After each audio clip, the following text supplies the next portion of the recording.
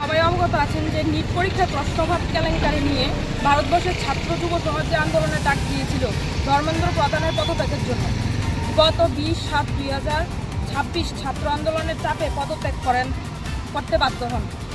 গতকাল পার্লামেন্টে শ্রীমতী প্রিয়াঙ্কা গান্ধী ছাত্রদের সমর্থন জানিয়ে বিজেপি সরকারের কাছে প্রশ্ন করেছিলেন ভারতবর্ষের সকল নিরপরাধ ছাত্রছাত্রীদের উপর পুলিশ কেন লাঠিচার্জ করেন,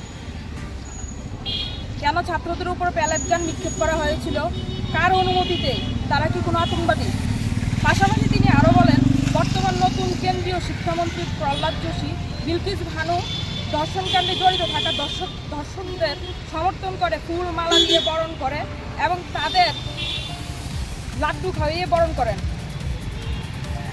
তাদের এই ধর্ষণকাণ্ড সমর্থন করেন। এবং পাশাপাশি আমাদের জননায়ক শ্রী রাহুল গান্ধী গতকালকে পার্লামেন্টের বাইরে সাংবাদিকদের প্রশ্নের উত্তরে বলেন যে ধর্ষকদের সমর্থনকারী শিক্ষামন্ত্রী সে কখনোই মহিলাদের প্রতি ভালো মানসিকতা হতেই পারেন না।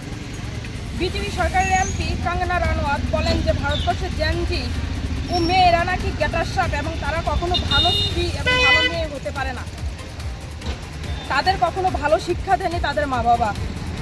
আমরা মনে করি কঙ্গনা রানাওয়াত একজন মহিলা হয়ে ভারতবর্ষের সকল মহিলাদের এবং জেনজি মেয়েদের অপমান করেছে, যা খুবই নিন্দনীয়, যা মেনে নেওয়া যায় না। তাই আজকে সোনামুড়া জেলা মহিলা কংগ্রেসের নেতৃত্বে এই নামধারী এলাকার কঙ্গনা রানাওয়াত ও ধর্ষক সমর্থকদের নতুন শিক্ষামন্ত্রী প্রহ্লাদ যোশীর পুতুল পুড়িয়ে এক বিক্ষোভ প্রতিবাদ করা হয়েছে।